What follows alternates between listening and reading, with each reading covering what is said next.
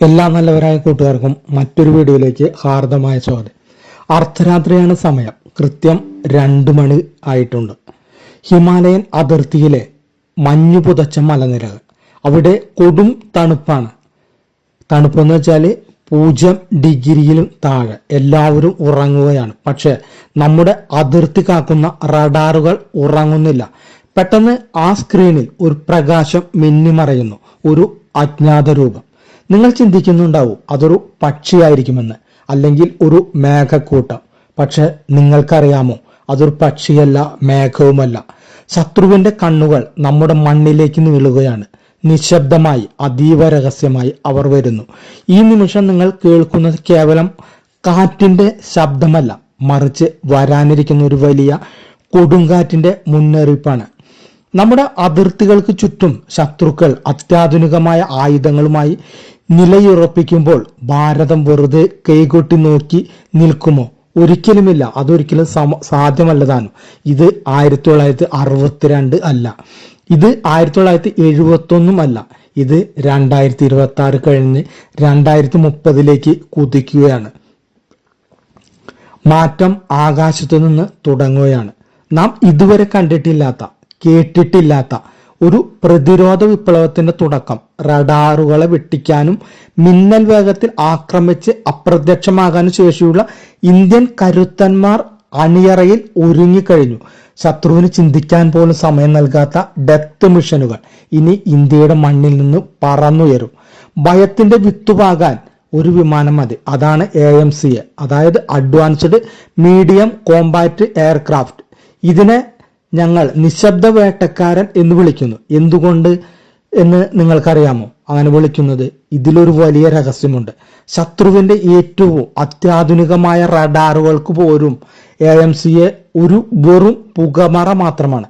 5ാം തലമുറയുടെ കരുത്തുമായി ഈ സ്റ്റെൽത്ത് യുദ്ധവിമാനം ആകാശത്തേക്ക് ഉയരുമ്പോൾ ശത്രു തന്റെ റഡാർ സ്ക്രീനിൽ നോക്കി അന്തം വിടും. താൻ ആക്രമിക്കപ്പെടാൻ പോവുകയാണെന്ന് അയാൾ അറിയുന്നത് ലക്ഷ്യസ്ഥാനത്ത് ബോംബുകൾ പതിക്കുമ്പോൾ മാത്രമായിരിക്കും. മറ്റൊരു കാര്യം കൂടിയുണ്ട്. എന്താണെന്ന് അറിയാമോ? ഇതൊരു വെറും വിമാനമല്ല, ഇതൊരു അത്ഭുതമാണ്.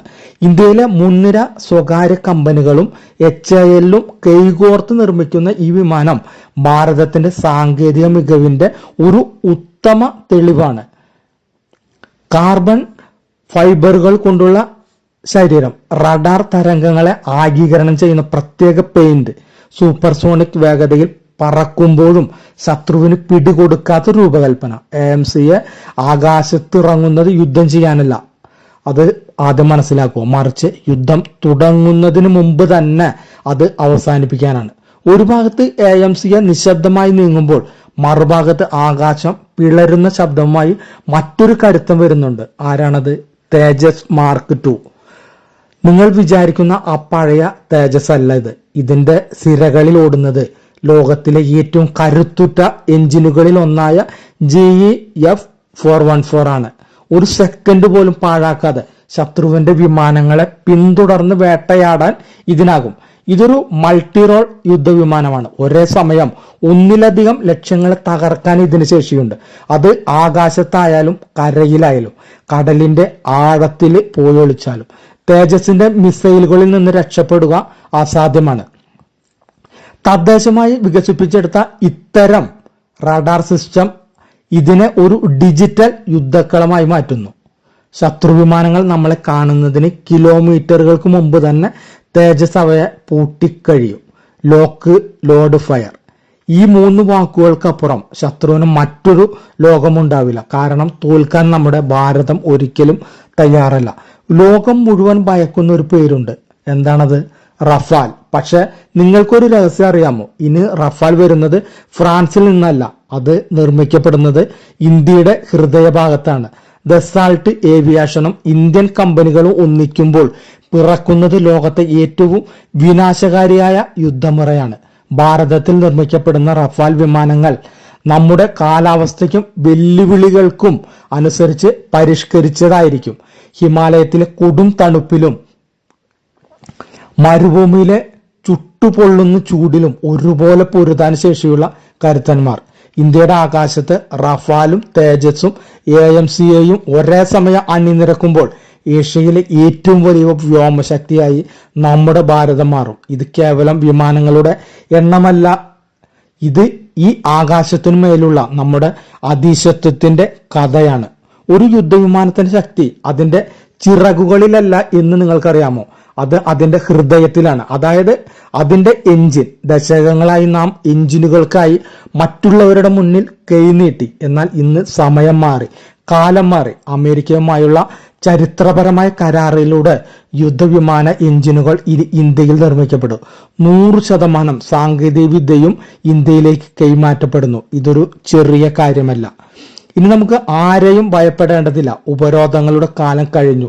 നമ്മുടെ വിമാനങ്ങൾ നിർമ്മിക്കുന്ന നമ്മുടെ ഫാക്ടറികളിൽ, നമ്മുടെ എഞ്ചിനീയർമാരുടെ ബുദ്ധിയിൽ, നമ്മുടെ തൊഴിലാളികളുടെ കരുത്തിൽ. ഇത് തദ്ദേശീയമായ ഒരു സാമ്രാജ്യത്തിന്റെ തുടക്കമാണ്.